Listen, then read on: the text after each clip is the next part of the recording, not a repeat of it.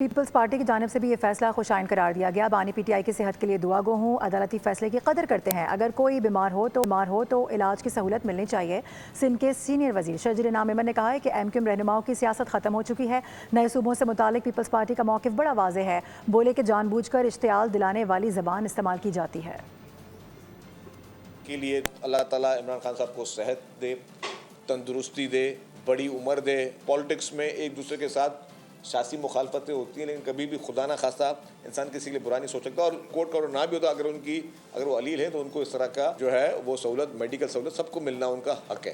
اور Pakistan Peoples party کا جو موقف ہے صوبوں کے بارے میں وہ آپ کے سامنے ایک نہیں 10 دفعہ آ چکا ہے۔ فیصلہ جو کرنا ہے وہ عوام نے کرنا ہے۔ میں سارے دوستوں کو کہوں گا کہ پریشان نہ ہوں، یہ لہجہ کیوں استعمال ہوتا ہے، ان کو پتا ہے کہ ہونا کیا ہے، کہ کوئی ایسا ماحول کریں، کیونکہ وہ لوگ وہ ہیں جو پولیٹیکلی وہ لوگ ختم ہو چکے ہیں۔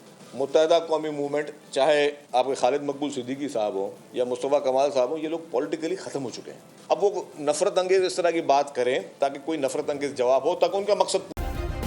سبسکرائب کریں اور بیل دبائیں تاکہ کوئی خبر رہ نہ جائے۔